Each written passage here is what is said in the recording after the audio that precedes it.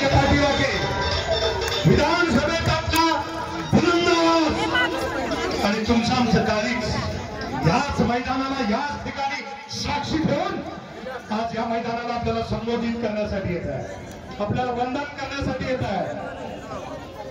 एक बार घोषणा द्यायची, श्रीमंत छत्रपती उदयनराजे भोसले यांचा एक आज आपण बोलायचं आहे, श्रीमंत छत्रपती उदयनराजे भोसले यांचा, नामदार शंभूराजे देसाई यांचा, नामदार शंभूराजे देसाई यांचा, नामदार शंभूराजे देसाई यांचा। आपण स्टेजच्या समोर यायचं आहे।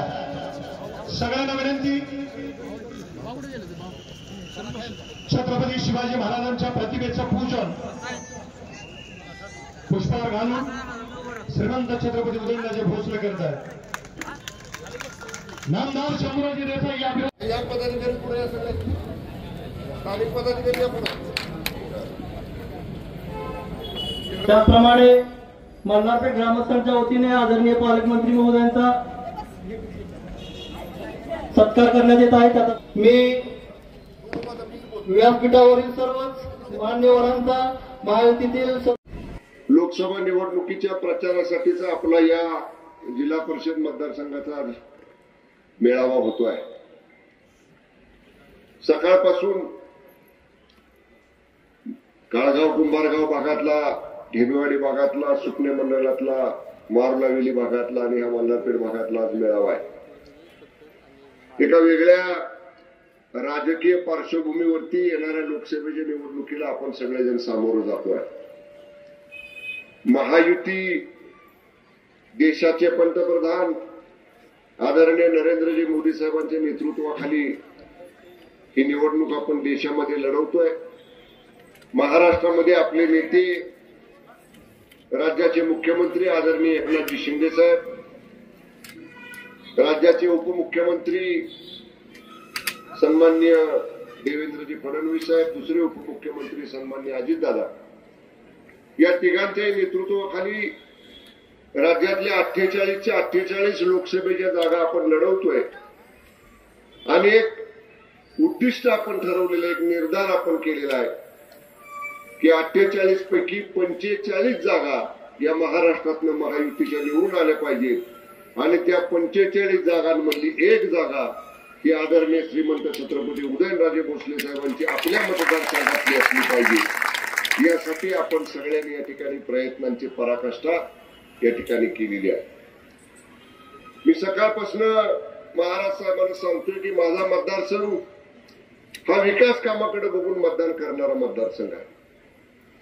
जरूर या मतदारसंघानं अनेक चढ उतार बघितले, राजकीय चढ उतार बघितले, परंतु विशेषतः 2004ला मी पहिल्यांदा आमदार झालो, पुन्हा 2009ला आपल्या सगळ्यांनी मला सक्तीच्या रजेवर 5 वर्ष पाठवलं आमदारकीच्या, आणि पुन्हा मी 14ला तुम्ही मला आमदार केलं, परत मला 19ला आमदार केलं। या तिसऱ्या टर्म मध्ये पहिल्यांदा 2.5 वर्ष राज्यमंत्री होतो। आता त्या शासनामध्ये आम्ही असल्यामुळे ते कसं सरकार चाललं होतं हे आता या ठिकाणी बोलण्याचा विषय नाही, ते झाला इतिहास पाठीमाग।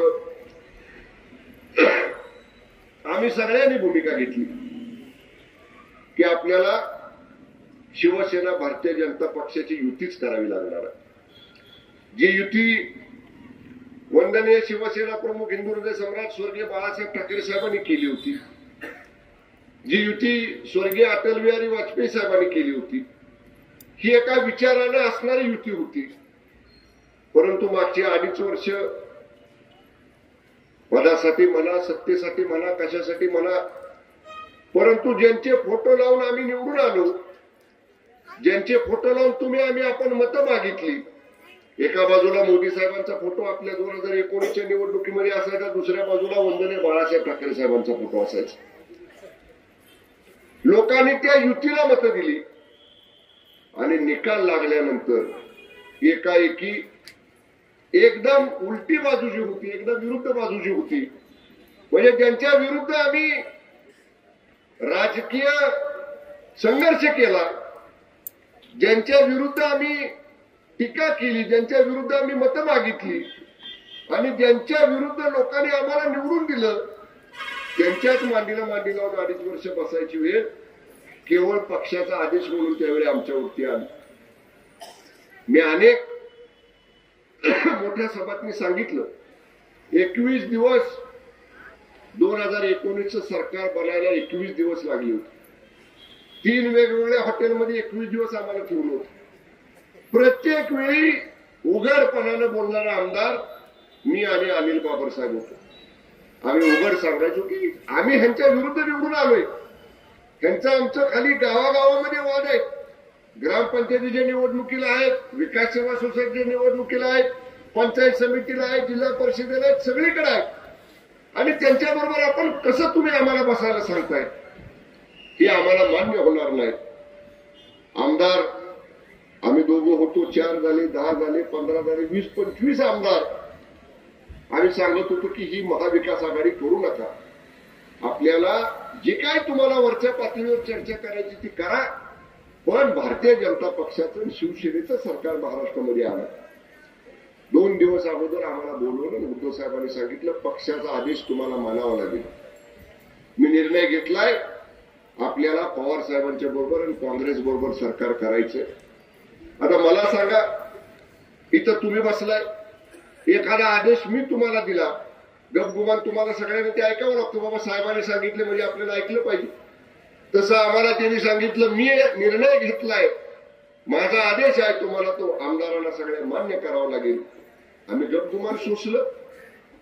पण त्या पद्धतीनं जे काम झालं 2.5 वर्ष, ते केवळ आणि केवळ शिवसेना, वंदनीय बाळासाहेब ठाकरे साहेबांचे विचार, हिंदू हृदय सम्राट शिवसेना प्रमुख स्वर्गीय बाळासाहेब ठाकरेंचे हिंदुत्वाचे विचार, हे ते 2.5 वर्षामध्ये आम्हाला बोलता येत नव्हते. का? तर ते विचार काँग्रेसला पटायचे नाहीत, ते विचार राष्ट्रवादी काँग्रेसला पटायचे नाहीत. म्हणजे ज्या वंदनीय बाळासाहेब ठाकरेंचे तुम्ही सांगता मी सुपुत्र आहे, त्यांच्या राजकीय विचाराचा मी वारसदार आहे, ते हिंदुत्वाचे विचार सुद्धा 2.5 वर्षात तुम्हाला घेता आले नाहीत. का? तर तुम्हाला मुख्यमंत्रीपद मिळालं होतं, तुम्हाला सत्ता मिळाली होती. आणि म्हणून माननीय एकनाथजी शिंदे साहेबांच्या नेतृत्वाखाली शिवसेनेतले 40 आमदारांनी आणि अपक्ष असणाऱ्या 10 आमदारांनी वेगळी भूमिका घेतली. आणि आम्ही सांगितलं की आम्हाला भारतीय जनता पक्ष आणि शिवसेनेची 35 वर्ष जुनी असणारी जी युती आहे, तीच युती घेऊन आम्हाला पुढे जायचंय. आणि त्या युतीमध्ये एकनाथजी शिंदे साहेबांना मुख्यमंत्रीपद मिळालं, आपल्या जिल्ह्याचं पालकमंत्रीपद, कॅबिनेट मंत्रीपद मला मिळालं. आणि खऱ्या अर्थाने विकासाचं काम जर कुठलं सुरू झालं असेल तर शिवसेना भारतीय जनता पक्षाच्या युतीचं सरकार आल्यानंतर ही काम या ठिकाणी सुरू झाली. आज परत एकदा तीच युती घेऊन या लोकसभेच्या निवडणुकीमध्ये आपण पुढे आलेलो आहे. आज आमचे विरोधक येतील, आपले विरोधक येतील, अनेक बाजूने टीका करायचा प्रयत्न करतील. माझी आपल्या सगळ्यांना विनंती आहे, मगाशी जे मी सांगितलं, विकास कामांच्या जोरावरती आपल्याला ह्या निवडणुकीला सामोरं जायचं. मी मगाशी महाराज साहेबांना गाडीमध्ये सांगत होतो की विकास कामाकडे बघून मतदान करणारा हा माझा तालुका आहे. या तालुक्याला मी मगाशी म्हटलं तसं अनेक चढ उतार बघितले. आमच्या सुद्धा देसाई गटानं 21 वर्ष आम्हाला लागली लोकनेते बाळासाहेब देसाईंच्या पश्चात गेलेले आमदारकी परत देसाई गटाकडे आणायला आम्हाला 21 वर्ष लागली. पण हा देसाई गटाचा प्रामाणिक कार्यकर्ता आज 4थी पिढी देसाई कुटुंबाची सार्वजनिक जीवनामध्ये आहे. 4 पिढ्या एका कुटुंबाबरोबर प्रामाणिकपणे काम करणारा हा देसाई गटाचा निष्ठावान कार्यकर्ता, निष्ठावान माझा भाव आहे. अशा कार्यकर्त्यांच्यामुळे राजकीय जीवनामध्ये अनेक अपमान आमचे झाले, अनेक पराभव आम्हाला स्वीकारावे लागले. पण या कार्यकर्त्याच्या जिद्दीच्या पाठबळाच्या जोरावर आम्ही कधी या ठिकाणी मागं हटलो नाही. पण आमच्या विरोधकांनी जे विकास कामामध्ये सुद्धा राजकारण केलं, तसं राजकारण आमदार झाल्यानंतर, मंत्री झाल्यानंतर मी कधीच केलं नाही. आपल्याला आठवत असेल 2004ला मी आमदार झालो तेव्हा पहिलं भाषण केलं. निकाल लागला, म्हणलं आज गट तट पक्ष संपले, आज आपण आता ह्या तालुक्याचे आमदार झालेलो आहे. मला मत देणाऱ्याचा सुद्धा मी आमदार आहे आणि मला मत न देणाऱ्याचा सुद्धा मी आमदार आहे. मी येणाऱ्या प्रत्येकाचं काम माझ्याकडे जो आला त्या प्रत्येकाचं काम जेवढे मला अधिकार आमदार असताना होते तेवढे वापरले, जेवढे राज्यमंत्री असताना वापरले, जेवढे आता पालकमंत्री मंत्री आहे म्हणून आहेत तेवढे वापरले. कारण शेवटी आज त्याला आपल्याला मत दिलं नसेल, पण उद्या विकासाचं काम केल्यानंतर जरूर मतदाराला जाताना त्याची सटसट विवेक बुद्धी त्याला सांगणार आहे की अरे हा आमदार म्हणून याच्याकडे आपण शंभराच्याकडे गेलो, आपण त्याला मत दिलं नव्हतं, आपलं काम घेऊन गेलो तरी त्यानं आपलं काम केलं. आता उद्या आपल्या मताचा अधिकार बजावताना आपण त्यालाच मतदान केलं पाहिजे. अशा सकारात्मक दृष्टिकोन डोळ्यासमोर ठेवून काम करणारा माझा कार्यकर्ता आहे. त्यामुळे मी महाराज साहेबांना एवढंच सांगेन की साहेब खूप मोठं भाषण मी करणार नाही. मी आपल्याला एवढंच सांगेन की हा तालुका एका विचारानं बांधलेला तालुका आहे. मी ज्या देसाई गटाचा उल्लेख केला, आमचा देसाई गट पिढ्यानपिढ्या मी सांगितलं तसं 4-4 पिढ्या झाल्या या परिवाराबरोबर, या देसाई घराण्याबरोबर या तालुक्यातल्या अनेक कुटुंबांनी या संपूर्ण तालुक्याला आपलं नातं जोडलेलं आहे. आम्ही एकदा ठरवलं एखाद्या निवडणुकीमध्ये जिद्दीनं उतरायचं तर निश्चितपणे आम्ही त्याच ताकदीनं या निवडणुकीमध्ये उतरत असतो महाराष्ट्रात. आणि मी आपल्याला सगळ्यांना विनंती करणार आहे, या सातारा लोकसभा मतदारसंघामध्ये सगळ्यांचं लक्ष आपल्या तालुक्याकडे आहे. कारण मागच्या निवडणुकीमध्ये लोकसभेची आणि विधानसभेची निवडणूक झाली आणि आपल्या मनामध्ये ती खंत लावून राहिली की विधानसभेला मतदान झालं तसं लोकसभेला मागच्या निवडणुकीमध्ये झालं नाही. पण आज जेव्हा मला मंत्री केलं शिंदे साहेबांनी, सातारा जिल्ह्याचं पालकमंत्री केलं, स्वतःच्या ठाणे जिल्ह्याचं पालकमंत्री मला केलं, एवढा मोठा विश्वास राज्याच्या मुख्यमंत्र्यांनी माझ्यासारख्या साऱ्या एका सामान्य कार्यकर्त्यावरती टाकलेला आहे. आणि त्याच जबाबदारीने शिंदे साहेबांनी मला सांगितले की उदयनराजेंची जागा ही चांगल्या मताधिक्याने निवडून आणायची जबाबदारी पालकमंत्री म्हणून शंभूराज देसाई तुमची आहे. आता माझी जबाबदारी आहे सातारा लोकसभा मतदारसंघातल्या 6 विधानसभा मतदारसंघामध्ये मी काम करणार आहे. जर आपल्याच तालुक्यामध्ये मी अडकून पडलो तर मग बाकीच्या विधानसभा मतदारसंघामध्ये या ठिकाणी मला कसा वेळ मिळणार.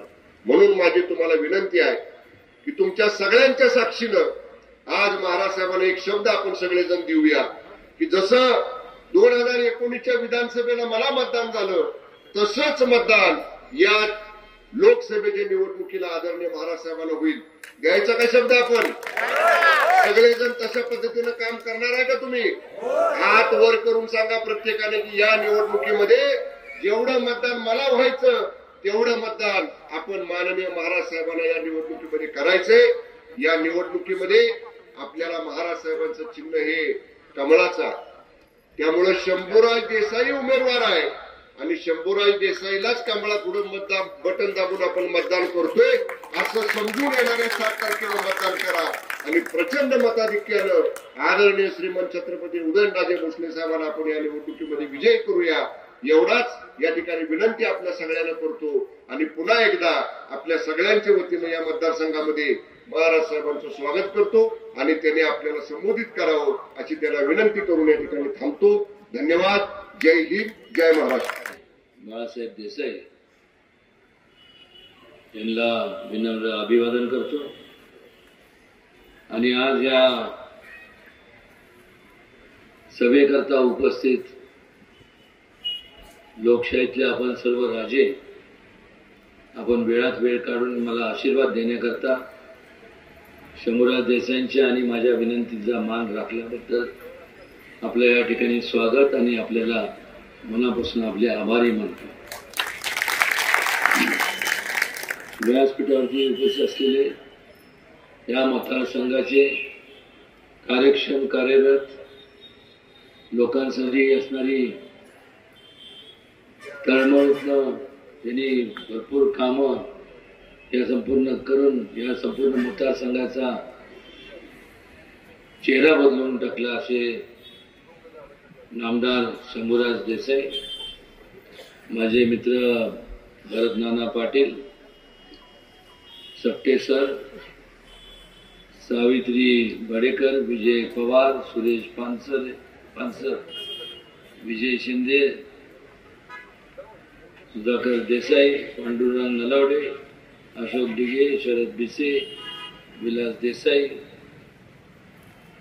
किरण यशवंत, शंकर पाटील, अजित भिसे, अमित भिसे, सुनील पानसकर, शिवाजी पानसकर, जयवंत शेलार, गोरख देसाई, चंद्रकांत भिसे आणि या व्यासपीठावरती उपस्थित असंख्य असे आणि या संपूर्ण मान्यवर आणि उपस्थित आपण सर्व ज्येष्ठ श्रेष्ठ वडीलधारी मंडळी, माता भगिनी आणि माझे तरुण मित्रांनो, नुकतंच आपलं ज्यांनी मनोगत व्यक्त केले असे आमचे मित्र आणि आपल्या सगळ्यांचे लाडके नामदार शंभूराज देसाई यांनी थोडक्यात पण मोजक्या शब्दात हे सांगितलं आणि सांगणं गरजेचं होतं. कारण नसताना, चूक नसताना गद्दार जेव्हा यांना संबोधित ज्या लोकांनी केलं तर देवाच्या न्यायालयात न्याय मिळतो. वास्तविकरित्या शब्द गद्दारी केली कोणी हे आपल्याला पाहायला मिळतं. कारण या संपूर्ण एकनाथ शिंदे आणि त्यांच्या सहकार्यांनी जर गद्दारी केली असती तर त्यांना शिवसेना आणि त्याचं चिन्ह मिळालं नसतं. त्याचप्रमाणे अजितदादांना सुद्धा आज जे चिन्ह मिळालं त्यातून एक मात्र निश्चित आहे की महायुतीचे सर्व भारतीय जनता पक्ष आणि सर्व जे मित्र पक्ष आहेत या सगळ्यांची जी युती झाली ती एक वैचारिक युती झाली. विचार एकच होता की आजपर्यंत रखडलेला विकास त्याला चालना आपण दिली पाहिजे आणि त्यामुळं त्याच विचारांनी प्रेरित होऊन ही सर्वजण एकत्र आली. एका बाजूला एकत्र आल्यानंतर बरेच आरोप प्रत्यारोप झाले, पण त्याच्याकडे त्याला अंदाज करत या संपूर्ण सर्वांनी एक विकासाचा ध्यास घेऊन विकास कामं केंद्र शासनाच्या माध्यमातून, राज्य शासनाच्या माध्यमातून मोठ्या प्रमाणावरती या संपूर्ण महाराष्ट्रात आपल्याला ठिकठिकाणी वेगवेगळ्या जिल्ह्यात गेल्यानंतर आणि त्या जिल्ह्यातल्या वेगवेगळ्या तालुक्यात गेल्यानंतर आपल्याला मार्गी लागलेले आपल्याला पाहायला मिळतात. आणि हे केव्हा होतं? जेव्हा एक स्थिर सरकार असतं. एका बाजूला महायुती म्हणजे स्थिरता आणि विकास कामांची घोडतोड, दुसऱ्या बाजूला काँग्रेस आणि मित्रपक्ष अत्यंत मोठ्या प्रमाणात त्यांच्यामध्ये असणारी जी विस्कळीतता आहे ती पाहायला मिळते. आणि एकामेकाला धरून फक्त एवढ्या करताच त्यांनी एकत्र आलेत की आपल्याला ही सत्ता कुठल्याही परिस्थितीत मिळवायची. हे म्हणजे फार म्हणजे स्वप्नात म्हणजे एक स्वप्न बघितल्यासारखं, कारण की ते स्वप्न कधी पूर्ण होणार नाही. कारण कुठलंही एक उद्दिष्ट त्यांच्या समोर नाहीये. सतत हस्तगत करणे आणि स्वतःचा जो काय स्वार्थ साधण्याकरता मग विकास हो ना हो, पण स्वतःचा वैयक्तिक विकास हा झाला पाहिजे. ह्या एवढ्या संकुचित क्रियानिष्ठ विचारांनी एकत्र आलेली ही संपूर्ण महाविकास आघाडी. आज महायुतीचं संपूर्ण नेतृत्व करणारे नरेंद्रजी मोदी यांनी संपूर्ण यांच्या नेतृत्वाखाली महायुतीची जी घोडदौड चाललेली आहे. आणि दुसऱ्या बाजूला ह्या संपूर्ण महाविकास आघाडीला जर विचारलं की तुमचं नेमकं पंतप्रधानांचा उमेदवार कोण असणार आहे, त्यात त्यांच्यामध्ये एवढी वादावादी आहे की प्रत्येक जण म्हणते की मला व्हायचंय, मला व्हायचंय, मला व्हायचंय. आणि त्यामुळं अशा ज्यांना दिशाहीन झालेली अशी ही महाविकास आघाडीच्या कडे दुर्लक्ष द्या. काँग्रेसच्या ताब्यात जेव्हा स्वातंत्र्य मिळालं तेव्हापासून जवळपास 50-55 वर्षाचा कालावधी होता. एवढं त्यांच्या हातात एकतर्फी सत्ता होती, केंद्रात आणि प्रत्येक राज्यामध्ये सत्ता होती. काय केलं यांनी याचं कधी आपण याच्याकडे जरा आपण विचार करणार आहोत का नाही? आपण सुद्धा या संपूर्ण महाराष्ट्रात आणि खास करून पश्चिम महाराष्ट्रातनं नेहमीच काँग्रेसला मतदान करून निवडून दिलं. काय केलं? या संपूर्ण पाटण तालुक्याच्या बाबतीत बोलायचं झालं तर नैसर्गिकरित्या अत्यंत दृष्ट लागण्यासारखा एवढा सुंदर असा परिसर आहे.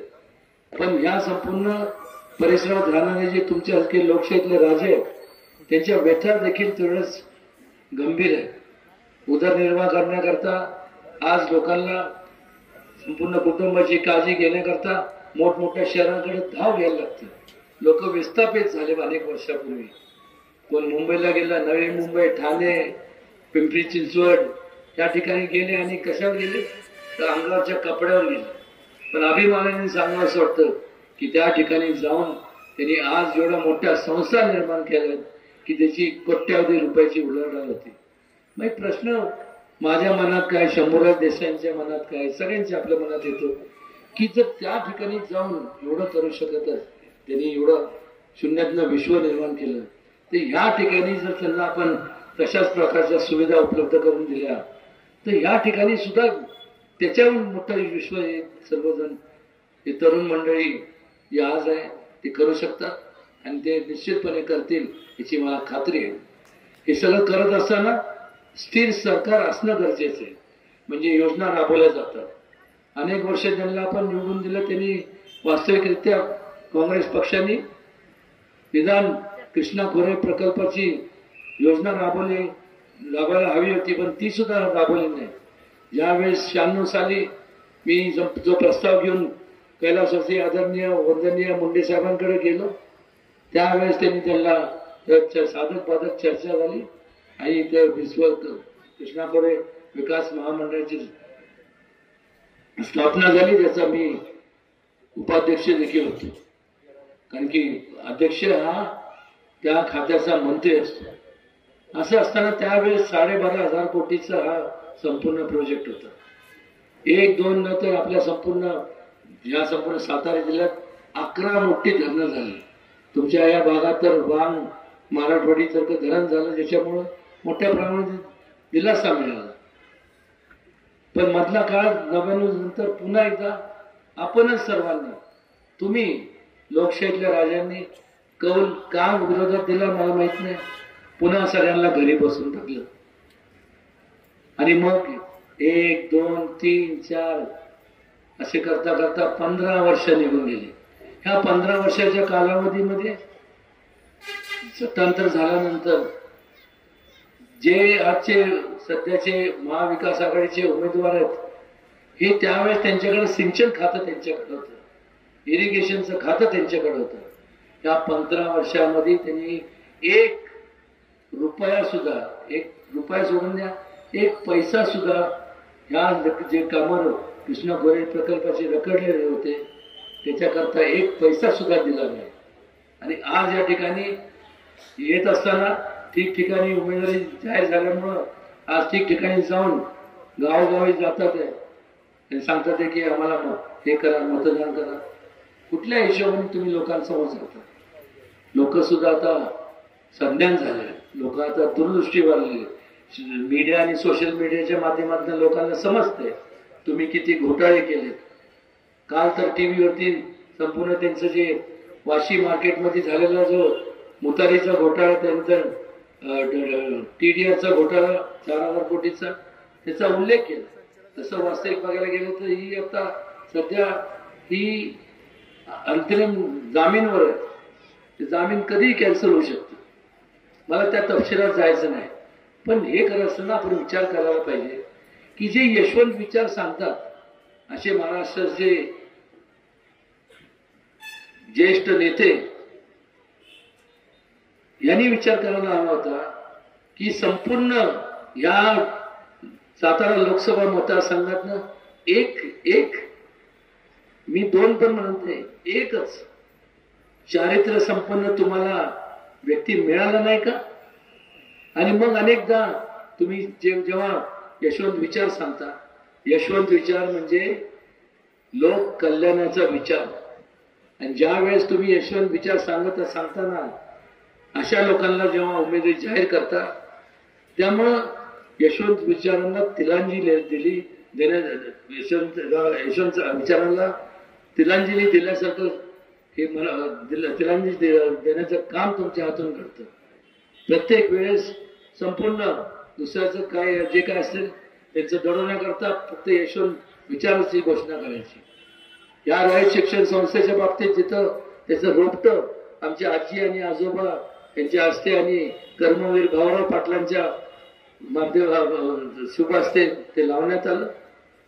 घटना तयार करण्यात आली आणि घटनेतनं पहिलं एक वाक्य होतं, पहिलं मुद्दा की जो कोण ह्या संपूर्ण महाराष्ट्राचा मुख्यमंत्री असेल तो या संस्थेचा पदसिद्ध अध्यक्ष असणार आहे. का तर संस्था शासन कोणाचं पण येऊ दे, पण त्याच्या मागचा मान त्यांच्या मागचा विचार बघा तुम्ही की बहुजन समाजातले लोक मुलं, दुर्गम भागातले लोक मुलं हे शिक्षणापासून वंचित राहता कामा नये, हा त्याच्या मागं मूळ विचार. त्या विचार कर्मवीर भाऊराव पाटलांची जी त्यांनी जे तयार केलेली घटना त्याला सुद्धा त्यांच्या विचारांना तिलांजली देण्यात आली. ती घटना बदलून टाकली आणि प्रायव्हेट संस्था असल्यासारखी जिथं आता विना पैसे देता तिथं ऍडमिशन मिळत होती, आज त्या ठिकाणी आता तिथं पैशाचं गोळा करण्याचं साधन सुरू झालं. मी आवर्जून या ठिकाणी माननीय मुख्यमंत्री आणि दोन्ही उपमुख्यमंत्र्यांना पत्र दिलेलं आहे. त्यांनी सांगितलं, मला आश्वासित केलंय की हे संपूर्ण या निवडणुका संपल्यानंतर त्याच्यात ते लक्ष घालणार आणि मी तसंच निवेदन मी आपल्या सगळ्यांचे पालकमंत्री यांना सुद्धा देणार आहे की त्यांनी सुद्धा लक्ष घालावं. कारण की हे अत्यंत महत्वाचा विषय का तर आज जे तुमच्या कुटुंबातले जे लहान मुलं आहेत ते आज जरी लहान असले तर त्यांना शिक्षणाचा अधिकार मिळालाच पाहिजे. तो त्यांचा जन्मसिद्ध हा अधिकार हक्क आहे, त्याच्यापासून ते वंचित राहता कामा नये. आज जरी लहान असले तर कधी ना कधीतरी मोठे होणार. तुमच्या कुटुंबाचा आधार एवढंच नाही तर ह्या देशाचा आधार स्तंभ हे लोक आहेत. आणि मग त्यांना शिक्षण जर त्यांना मिळालं नाही तर मग होणार काय? त्यांचा दृष्टिकोन व्यापक होणार नाही आणि शिक्षणाअभावी मग तसंच ते त्यांचं किती प्रगती होणार नाही. आणि अनेक गोष्टी बोलण्यासारख्या आहेत. पण आज आता एवढंच मला सांगावं असं वाटतं की निर्णय तुमचा आहे, निर्णय तुम्ही घेणार आहात. सांगण्याचं काम, माझे मत मांडण्याचं काम आम्ही शंभूराज देसाईंनी केलं, मी केलं. पण शेवटी अधिकार तर तुम्ही आहात.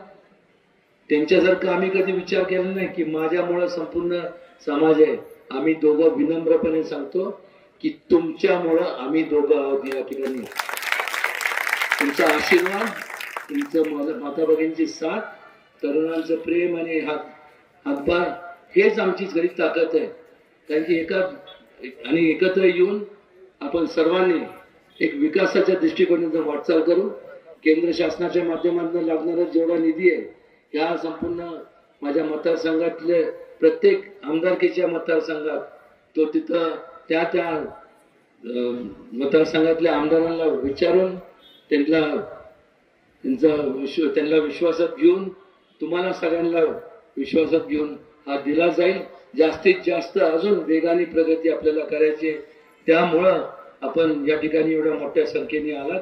मला आशीर्वाद देण्याकरता मी मनापासून पुन्हा एकदा आपल्या सगळ्यांचे आभार मानतो.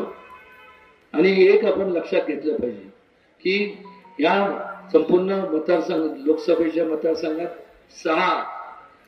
सहा आमदारकीचे मतदारसंघ आहेत. यापैकी 4 जे आमदार आहेत हे संपूर्ण महायुतीचे आमदार आहेत आणि 2 जे आहेत ते महाविकास आघाडीचे आहेत. आणि जर संपूर्ण मतदारांची एक आकडेवारी जर पाहिली तर त्या 2 मतदारसंघामध्ये मताचं विभाजन झाल्यामुळं तिथं चुकून माकून हे दोन्ही महाविकास आघाडीचे आमदार निवडून आले. ही खासदारकीची निवडणूक झाल्यानंतर 3-4 महिन्यातच आमदारकीची निवडणूक असणार आहे आणि त्यावेळेस मी तुम्हाला आत्ताच सांगतो, शंभूराज देसाई तर इथले आमदार असणारच आहे, त्याबद्दल काही शंकाच नाही. पण त्याचबरोबर बाकी 5च्या 5 बाकी 6च्या 6 मतदारसंघामध्ये संपूर्ण महायुतीचे आमदार असणार आहे, ते या ठिकाणी मला सांगावंसं वाटतं. आणि या ठिकाणी आपण पुन्हा एकदा आपल्या सगळ्यांचे मनापासून आभार मानतो. आपल्या या संपूर्ण एकीला कोणाची दृष्ट लागू नये एवढी ईश्वरचरणी प्रार्थना करतो. आणि तरुण मुलांचं जास्तीत जास्त प्रगती व्हावी, त्या प्रगती करता जे म्हणून सहकार्य जे काम म्हणून माझ्याकडनं माझ्या आणि शंभूराज देसाईंकडनं जे म्हणून आमचं सहकार्य लागेल त्यात मी कुठेही पडणार नाही हे आवर्जून या ठिकाणी नमूद करतो. आणि पुन्हा एकदा आपले सगळ्यांचे आभार मानतो आणि थांबतो. जय हिंद, जय महाराष्ट्र.